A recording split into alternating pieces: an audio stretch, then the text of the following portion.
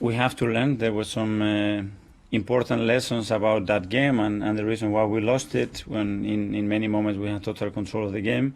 But we know that's one of the qualities of United. When you are in control of the match, the game gets away from you because they have so much individual talent, they have good organization, and they have many ways to create problems. So we have to be at our best to win on Sunday. They are in a really good run, and I think they deserve in the position where they are now. It's a really good structure. How they play, there's a really good mentality, winning attitude in the team, and that's why they are now top of the list. So they are in a great run, but it's up to us to beat that run, and we will do everything to do that. Huge game, and historically this has always been a title decider, hasn't it, Jermaine? Does it feel like this game is back to being as big as it once was? It's very close to being. It really is. Arsenal under Mikel Arteta have been scintillating. They've been fantastic to watch, really exciting. Young players mixed with experienced players, and the form of certain players as well, like Xhaka, for example, in the middle of the field, Odegaard and Thomas Partey have been unbelievable. You know, they're doing all of the things that you would expect a successful side, a successful Arsenal side to do. Whereas on the other side of the coin, you look at Manchester United and, you know, how good have they been under Eric Ten Hag? They've been unreal, unrecognisable from what we've seen over the last, I don't know how many years. You know, you've got Casemiro in the middle of the pitch, who obviously is missing out tomorrow, but he's been a linchpin in there, breaking up all of the attacks, giving it to the good players, keeping it simple. Rashford, the form of him. You look at Bruno Fernandes as well. Amazing. They've done really, really well. Yeah, they've done so well that they're now just 8 points behind Arsenal at the top of the table, Manchester United. So win this and they cut the gap to just 5. Anything truly could happen this season, especially with the way Man City have been playing as well. What about the signing of Leandro Trossard at Arsenal? It was confirmed earlier on today. We saw this one coming from earlier on in the week. Can you understand this signing from an Arsenal perspective? Yeah, I do, definitely. Strength in depth, that's the sort of thing that wins you titles. Now, Trossard is he's a goal threat, naturally, but what he offers as well is he's got the fourth highest turnovers in the final third. There's only De Bruyne, there's Odegaard and Jack Harrison that have won the ball more times in the final third than Trossard. Now, we look at how Arsenal play, we look at how they attack, how they defend. When they lose the ball in the final third, every single one of their players is in the right area at the right time, closing down areas, closing down players, and he fits into that bill really, really well. We're looking at his stats here. He's got 1 goal in every 4 starts, which is fantastic. But he's going to play with, no disrespect to the Brighton team, a slightly higher caliber of player as well. So there's going to be more chances created, more chances that he's going to be able to get on the end of as well. So I think those stats, we're going to see them raised as well. It's a good move for him. When you bring in a player like this into a squad, when you're up there in the table, what's it like when new signings come in, when there's a lot of togetherness in a team? Can it actually help the squad? Yeah, it can. Obviously, it's got to be the right mentality of the player as well. Arsenal would have done their due diligence on the player. But I always loved it. Because whenever a team I was at brought in a striker, I would say, right, well, it's going to be my mission to keep you out of the team. Naturally, you're here to take my job. And that would lift my levels up. But the same with other players on the team, the wingers, defenders, etc. So, you know, they've all got a common goal. I think the deal for Trossard made perfect sense for all parties. His contract was up at the end of the season.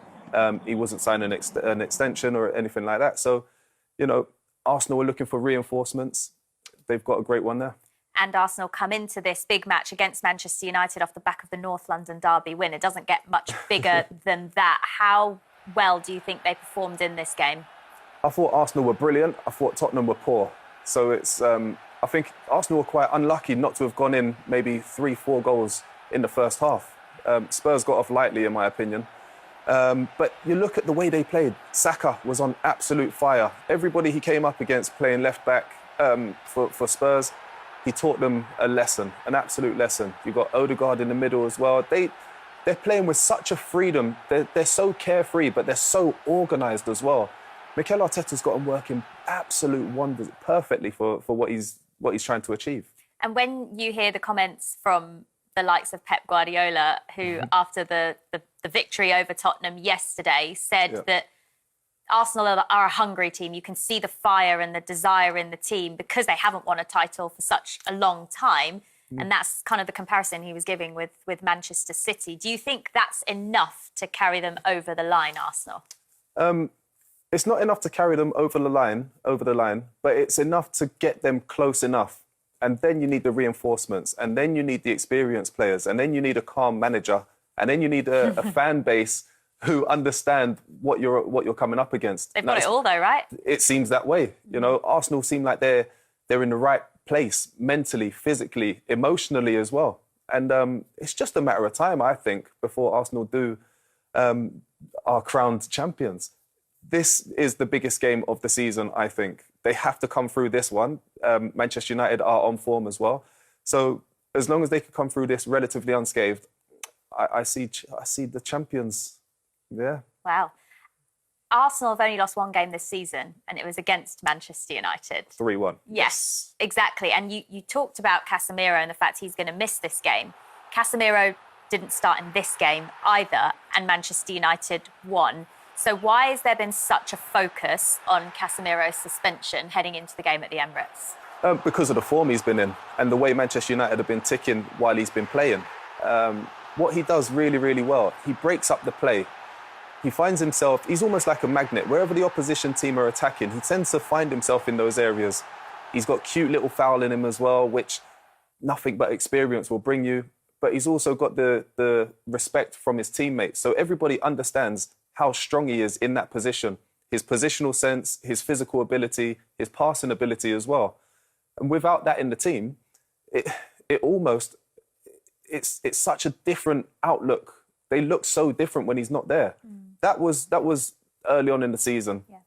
That's not now, you know. So it's going to be interesting to see how they cope without him, because he's a vital part of that Manchester United team. One of the things that Eric Ten Hag has shown in his time as Manchester United manager so far, though, is that he's not afraid to mix things up. He's been at times playing Luke Shaw as a centre-half when he's got other centre-back options. So he clearly knows that he can kind of change things up, and tactically, I think he's already said this, that he will pick the team that he thinks are best to beat the opponent in that particular match. There's no set 11 that he's going to choose. Do you like that? Love it.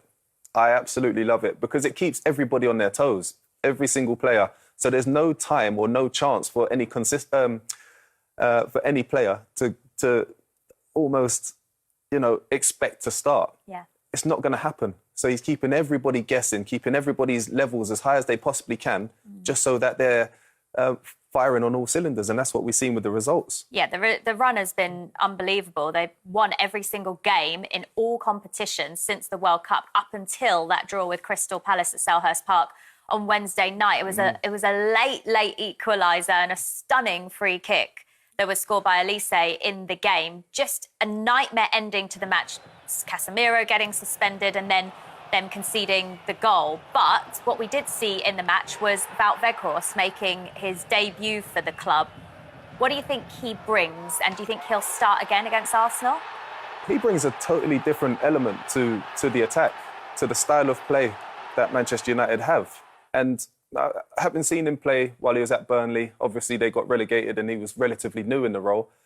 He's got a lot of attributes about himself that are really, really good, really strong. We saw him in the World Cup. Did really well, you know. So you look at the style of play Manchester United have, really, really quick on the counter-attack with Rashford, with Martial, etc.